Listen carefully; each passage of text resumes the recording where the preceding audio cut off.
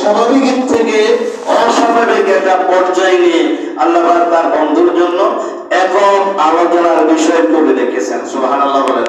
ওই বাইতুল মুকাদ্দাসে আল্লাহ হাবিব গেছেন, যাইয়া সেখানে বলেন কি আলা হাত্তা আতাইতু মুকাদ্দাসা সুম্মা ফারাবাতুহু বিল আলাকাতি আল্লাতী ইউরবিতু বিহাল আম্বিয়া। স্বপ্ন মিলে এখানে আসলে বাহন আনলে একটা পাথর আছে, ওই পাথরের সাথে বাহনটাকে আটকে রাখছো, আমিও সেখানে আটকেছি। বর্তমান আমি নিয়ে কিছু আলোচনা করছি। কত বছর দাখালতুল মসজিদে মসজিদে ঢুকছি, ঢুকতে দেখি সকল আম্বিয়া কেরামগণ সেখানে উপস্থিত। সুবহানাল্লাহ বলেন। সকলে আমাকে সালাম দিচ্ছেন, জিবরাইল আমিন পরিচয় করাই দিচ্ছেন। এমন বলতে পারছে আল্লাহ তুই রাকাত দেয়নি, আমি এখানে গিয়ে 2 রাকাত নামাজ পড়েছি। সুবহানাল্লাহ বলেন। وقال النبي صلى الله عليه وسلم ثم عرج بي حتى ظهرت لمصطفى اسمع به سريب الاقلام। সুবহানাল্লাহ বলেন। সেখান থেকে এই পর্যন্ত হলো বোরাকের বাহন, তারপরে মধ্য আকাশে ওঠার জন্য সিঁড়ি, এটাকে বলা হয় মেরাজ। মেরাজ শব্দটা হলো আরবিতে ওয়াহিদে কোবরা ইসমে আলা, অর্থাৎ কোন শব্দে একক অর্থ বোঝানোর জন্য সর্বোচ্চ যে শব্দটা ওটাকে বলা হয় ওয়াহিদে কোবরা। ওই শব্দ দিয়ে আল্লাহ বলছেন সবচেয়ে উপরে ওঠার উত্তম শ্রেণী যেটা দিয়ে এখন বর্তমানে আমাদের দেশে লিফট বানাইছে। সুবহানাল্লাহ বলেন।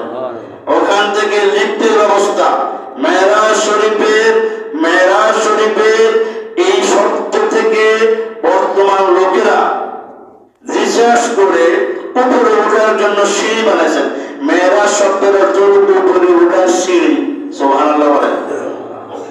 এটাকে আরবিতে আরেকটা শব্দ এখন বলে সুল্লাম হলো সিঁড়ি, মেরাজ হলো সিঁড়ি। ওখান থেকে আমি উঠতে আকাশে ওঠার জন্য সিঁড়ির বাহনে উঠলাম। জিবরাইল আমি পিছনে আছে, চতুর্দিক দিকে ডাকাডাকি করতেছে, ইয়া মুহাম্মদ। কয়েকজনে এসে আমাকে খাওয়ার দিল, পানীয় বস্তু দিল। আমি উঠতে আকাশে উঠবো, আমাকে একটু পানীয় বস্তু দিল, শরবত দিল। কয়েকটা মধ্যে আছে শরবত, আরেকটার মধ্যে আছে মদ, শরাব, আরেকটার মধ্যে আছে দুধ। 3টে দিয়েছে, আপনি যেটার মধ্যে একটা নেন। আল্লাহর হাবিব দুধটাকে পছন্দ করছেন। সুবহানাল্লাহ বলেন। খাওয়ার মধ্যে সবচেয়ে ন্যাচারাল ফুডের মধ্যে যেটা বডির সাথে অত্যন্ত বেশি উপকারী, আর পৃথিবীতে এসেই মানুষ যে বস্তুটা খেয়ে জীবন ধারণ করে, একটা বাচ্চার জন্য হামলুহু ওয়া ফিসালুহু 30 শাহরান। সুবহানাল্লাহ বলেন। আল্লাহ পাক প্রত্যেকটা সন্তানের জন্য মাতৃগর্ভ এবং মায়ের দুধ খাওয়ার ব্যাপারে 2 বছর 30 মাস সময় দিয়েছেন। কয় মাস? 30 মাস। তার মধ্যে 6 মাস চলে যায় পেটে, আর বাকি 2 বছর পরে একদিনের জন্য একবার দুধ মায়েরা খাওয়ানো যাবে না। কথা কি বুঝতে পেরেছেন? মাসলাটা মনে হচ্ছে পেলে পড়ে দিলাম। কোরআন শরীফের আয়াত। হুজুর গ্রহণ করলেন। জিবরাইল আমিন বলেন, হুজুর আপনি যেটা চয়েস করছেন, ইনতাখাবতা মিল্লাতাদ দ্বীন, আপনি দ্বীনের সবচেয়ে উত্তম যেটা, আপনি যে শরাব, আপনি যদি অন্য কোনো পানীয় বস্তু গ্রহণ করতেন তাহলে ওটার প্রভাব আপনার উম্মতের উপরে পড়তো, তারা শরাবখোর হয়ে যেত, ইহুদি নাসারা হয়ে যেত। আপনি যেহেতু দুধ গ্রহণ করছেন, আল্লাহ পাক মেহেরবানি করে আপনার উম্মতকে দ্বীনের উপরে ঠিক রাখবেন। সুবহানাল্লাহ। হুজুর এখান থেকে রওনা দিয়েছে উপরের আকাশের দিকে। আকাশের তারাগুলো আল্লাহর কুদরতে বন্ধ করে রাখছেন এবং আকাশের মধ্যে ফেরেশতা দিয়ে আল্লাহ পাহারা দিয়ে রাখছেন। যাই বলতেছে, সালাম দিয়ে বলতেছে, ইফতাহিল বাব। জিবরাইল আমিন ডাক দিয়ে বলে, কে আসো? দরজা খোলো। বলতে মানাম তাতে কি দরজা আসছেন কি? কালা জিবরাইল মাই মুহাম্মাদুর রাসূলুল্লাহ। সুবহানাল্লাহ বলেন। যে আমি জিবরাইল বলছি, ফেরেশতাদের সর্দার। আপনি মাই মুহাম্মাদুর রাসূলুল্লাহ, আমার সাথে যে মুহাম্মাদুর রাসূলুল্লাহ। ফেরেশতা উপর থেকে বলতেছে, লিহাজা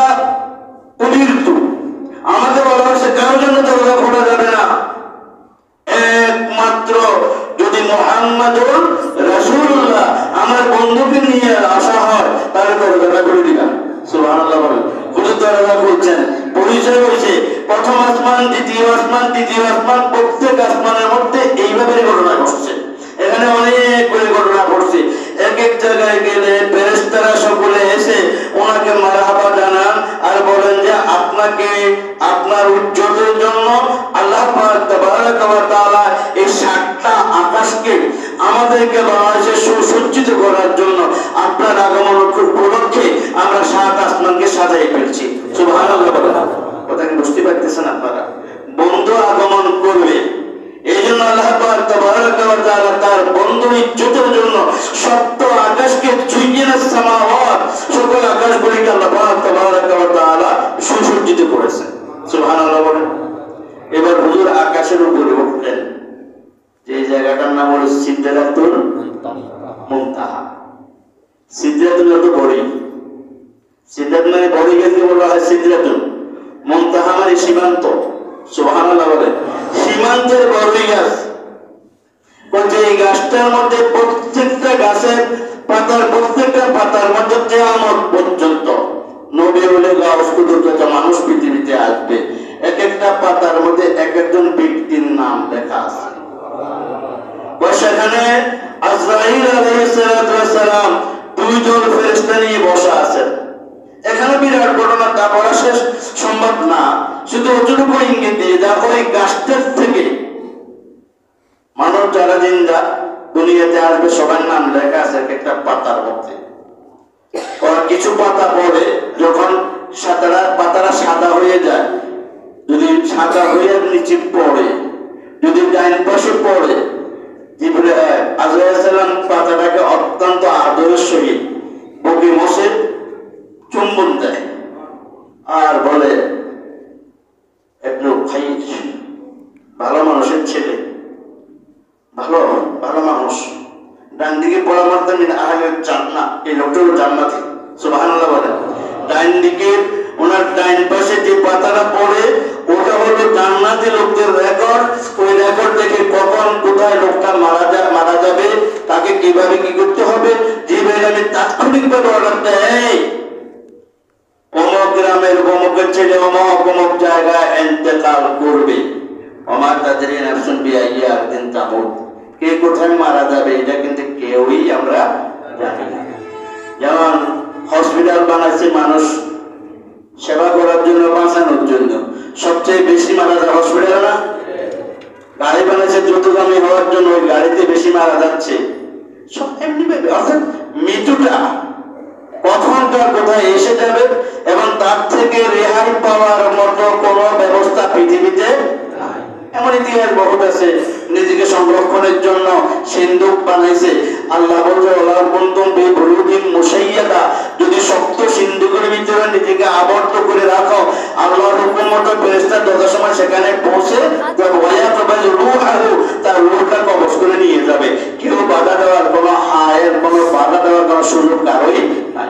ওখানে যদি বাম দিকে পাতা পড়ে এটাকে কাপ্পড় করে ধরে এবং আছাড় দিয়ে পেলে নজর করে বলে, ডান দিকের বলে ফেরেশতাকে বলে তোমরা সুসজ্জিত হও, আদর গোলাপ মাখো, সুন্দর একটা রুমাল হাতে নাও আর একটা বস্ত্র হাতে নাও, আমার আল্লাহর এই বন্ধু বান্দাটা অমুক সময় মারা যাবে, তাকে গিয়ে সালাম দিবে। সুবহানাল্লাহ বলে।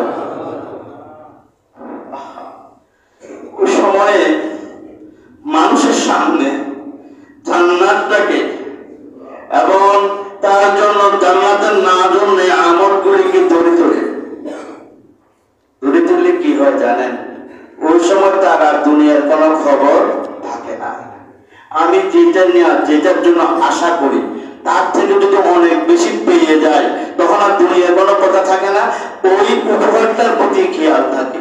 কারণ দুনিয়াতে এখন কত 5 তারাও ফেলে গেছি, 3 তারাও ফেলে গেছি, কত জায়গায় গেছি, যত জায়গায় গেলাম, যত সজ্জিত জায়গায় গেছি, এত সুন্দর বাগ বাগিচা, এত সুন্দর আবাসস্থল পৃথিবীর আর কোথাও তো দেখি নাই।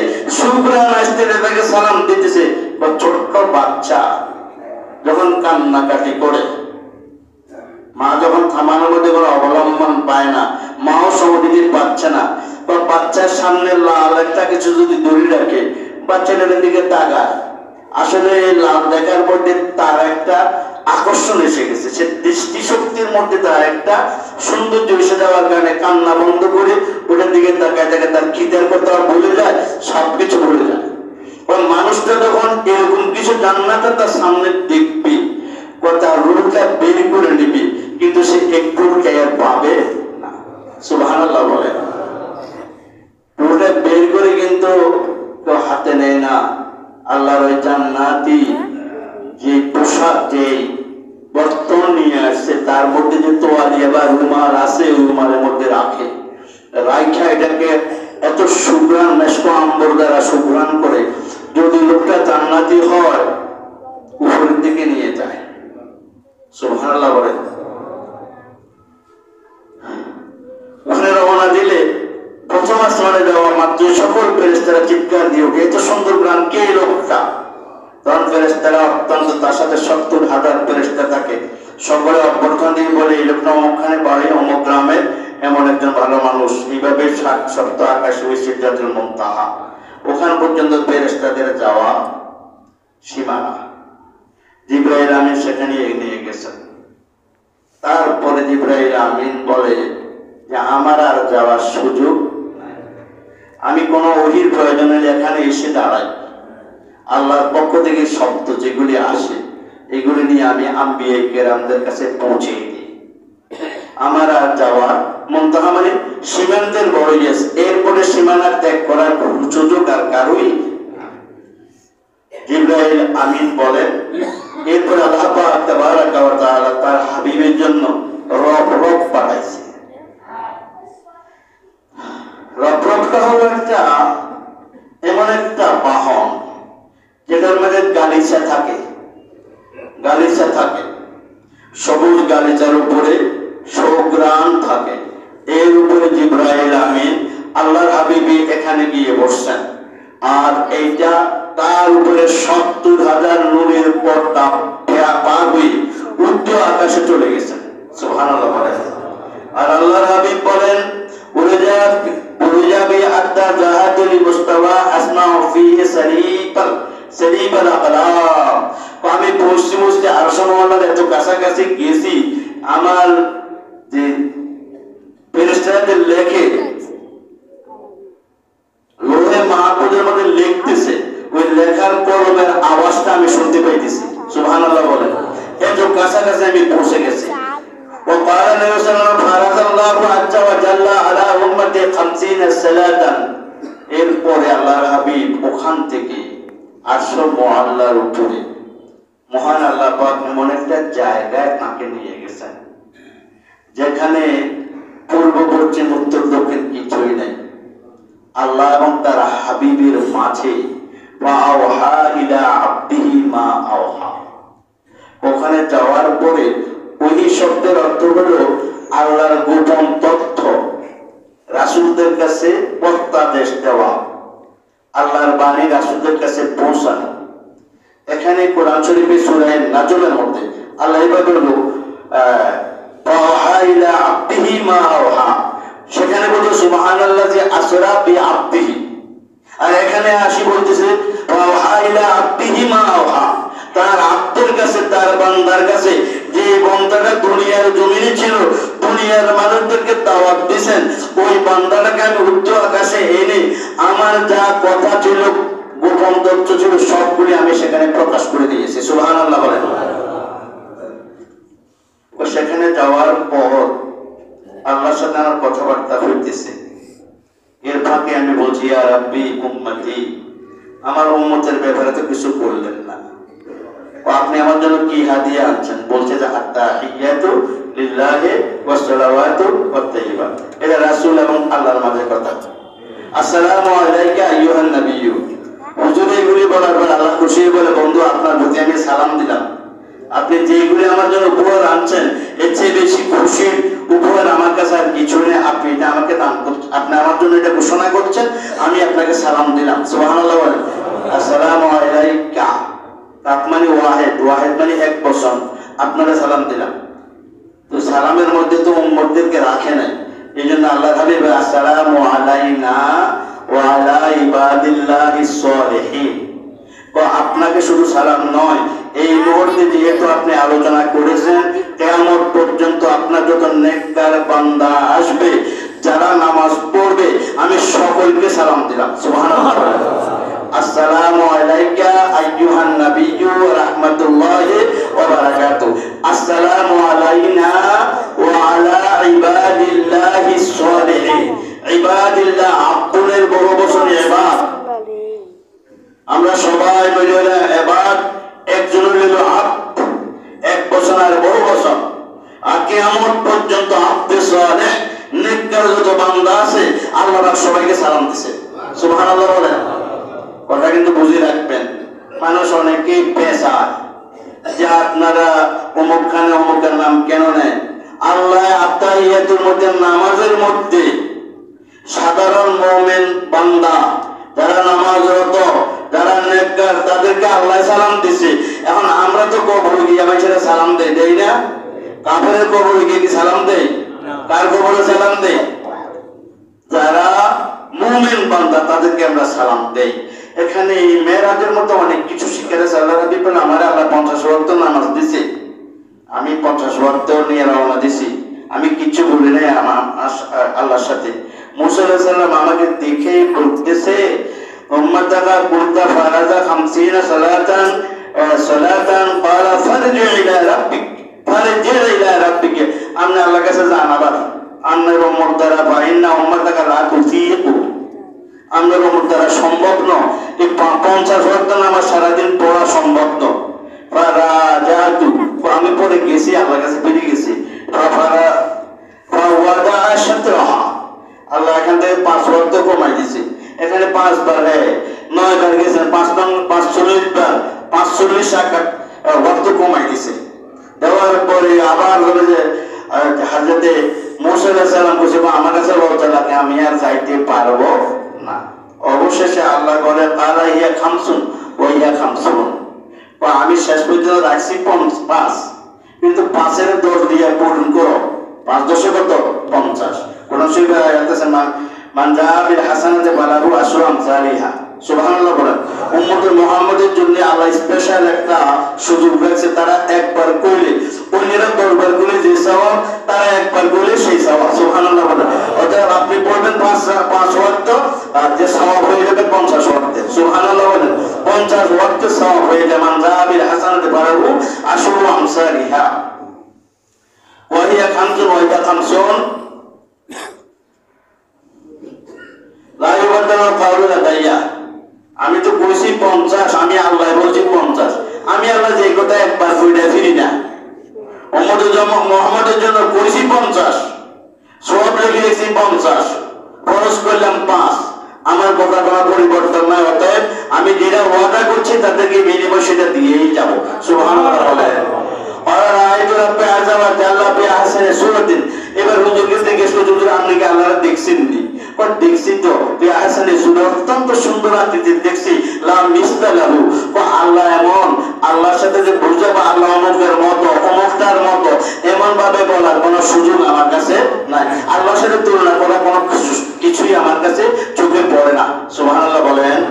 আলিমতু মা ফিস সামাওয়াতি ফাওয়াদা কাফারু বাইনা কাতিফাইয়া। সুবহানাল্লাহ বলেন। আল্লাহর সামনে আমি যাওয়ার পরে আল্লাহ আমাকে মহাব্বতে তার কুদরতি দুই হাত মোবারক আমার কাঁধের উপরে রেখেছেন। আমরা বন্ধুকে বন্ধু পাই নেবে না, গলার উপর হাত দেয় না। আল্লাহ পাক তাবারাকা ওয়া তাআলা কাফাহু, আল্লাহ পাক তার হাত মোবারকের কুদরতি মোবারক বাইনা কাতিফাইয়া আমার দুই কাঁধের মধ্যখানে রেখেছেন। ফাওয়াজ্জাতু বারদাহা, আল্লাহর হাতের যে একটা শীতলতা আমি সেটা অনুভব করছি। সুবহানাল্লাহ বলবেন না? আল্লাহ হাত রাখার পরে, কুদরতি হাত রাখার পরে আমার শরীরে এটা অনুভূত হয়েছে বারদাহা, আমি তার শীতলতা অনুভব করছি। বাইনা সাদাইয়া আমার বুকের মধ্যে, আমার দুই ছাতির মধ্যখানে এই শান্তিটা আমি অনুভব করছি। আলিমতু মা ফিস সামাওয়াতি ওয়াল আরদ, আল্লাহ পাকের এই কুদরতি হাত আমার স্পন্দে রাখার পরে আমি আসমান এবং জমিনের মধ্যে যা কিছু আছে সব কিছু সম্পর্কে আলিম তো জানি ফেলছি। সুবহানাল্লাহ। জানাই দিলে কি আপনার কোনো ক্ষতি আছে? হুজুর মদিনা শরীফ ওয়াজ করতেছে, একজন হুজুর আমার বাবার নাম কি কোন তো? হুজুরে বলতেছে, এই তোর বাবা অমক। দেখে যায় তার বাবার সাথে মা যে বাবার নাম বসে ঠিক নেই, আর কথা বলে না। এবার হুজুরে কয়, আমি এমন একটা জায়গায় বর্তমান মিম্বারে দাঁড়াইছি, তোমরা কিয়ামত পর্যন্ত, দুনিয়া শুরু থেকে কিয়ামত পর্যন্ত যা কিছু করছে, যা কিছু করবে, কিয়ামতের ময়দানে কি কি হবে, যত প্রশ্ন আমারে করবা আমি সবগুলো উত্তর দিয়ে দিতে পারবো। সুবহানাল্লাহ জোরে বলবেন না আপনারা? এটা হলো আল্লাহর হাবিবের শান, আল্লাহর হাবিবের শান। আল্লাহর হাবিব বলছেন কিয়ামতের ময়দানে কিন্তু খাতিবা, কিয়ামতের ময়দানে কেউ কথা বলতে পারে না, ভয় অস্থির থাকবে, কিন্তু আমি খতিবান, আল্লাহর সামনে আমি বক্তৃতা দিব। সুবহানাল্লাহ বলেন। আমি আল্লাহর সামনে বক্তৃতা দিব, তবে আমার নিজের জন্য বক্তৃতা দিতেন না। আদম থেকে কিয়ামত পর্যন্ত যত মুমিন বান্দা আছে, যার যে সমস্যা আছে, যে সমস্যা পড়বে, সকল সমস্যার সুষ্ঠু সমাধানের জন্য আল্লাহর কুদরতি কদমে সিজদা দিয়ে ওইটা আমি সমাধান করে দেব। সুবহানাল্লাহ। আলিমতু মা ফিস সামাওয়াতি ওয়াল আরদি রাওয়াহু তিরমিজি, সহিহ তিরমিজি শরীফের মধ্যে এই হাদিস খানা আছে। ওয়া রাসূলুল্লাহ সাল্লাল্লাহু আলাইহি ওয়াসাল্লাম লাকাদ রাআইতুনি ফিল হাজার ওয়া কুরাইশুন তাসআলুনি। এত কথা বেশি বলা যাবে না। আমি মেরাজ থেকে ফিরে এসেছি, পরের দিন সকালবেলা আমি হাজারের মধ্যে আছি, মানে মক্কা মুআজ্জামার আঙ্গিনার মধ্যে আছি। মক্কার লোকেরা সবাই জানি পেয়েছে আমি মেরাজ শরীফে গেছি, বাইতুল মুকাদ্দাস গেছি, সেখান থেকে উর্দু আকাশে গেছি। হঠাৎ করে একজনে একবার কে মুহাম্মদ, তুমি তো গেছো বুঝলাম, বলো তো দেখি বাইতুল মুকাদ্দাসের দরজা কটা, জানালা কটা, খাম্বা কটা, সামনে কি পিছনে কি? আপনারা যে এতদিন এই মসজিদে আসেন, বলেন তো কেউ কেউ অনেক আসেন না, এই দরজা জানালাগুলো কি কেউ গুনছেন? আমার যদি এখন জিজ্ঞেস করবো, আমি বলবো ভোর দিকে কয়েকটা দরজা আছে, কয়টা কখনো বলিনি। হুজুর গেছেন আবার সরিয়েছেন। হুজুর বললেন আমি একটু পেরেশান হয়ে গেলাম, তাসআলুনি আন মাসআয়াত ওয়া সাআলাতনি আন আশিয়া মিন বাইতুল মুকাদ্দাস লাম উসবিতহা ফাকুরিতু গুরবাতা মা কুরিতু মিসলাহু। ও মেরাজ শরীফ থেকে আসার পর আমি এত চিন্তিত, এর আগেও কখনো হই নাই, পরেও কখনো হবে কিনা আমি জানি না, আমি এত চিন্তিত জানি এখন তো তারা আমি মৃত্যু করি। বাইতুল মুকাদ্দাস কয়টা দরজা, কয়টা জানালা, পশ্চিম দিকে পূর্ব দিকে, এত কিছু আমি চাই না, কেমনে বলবো? না বললে তো তোমার মৃত্যু। নাউজুবিল্লাহ বলেন। আমি চিন্তিত অবস্থায় আছি, এমনি দেখি যে বাইতুল মুকাদ্দাস আমার সামনে। আর জোরে বলেন না কেউ সুবহানাল্লাহ। তো আল্লাহ পাক কুদরতে বন্ধুর অপমান যেন না হয়, আল্লাহ পাক তাবারাকা ওয়া তাআলা বাইতুল মুকাদ্দাসটা পূর্ণাঙ্গ ছবি সহকারে আল্লাহ সামনে নিয়ে আসছে।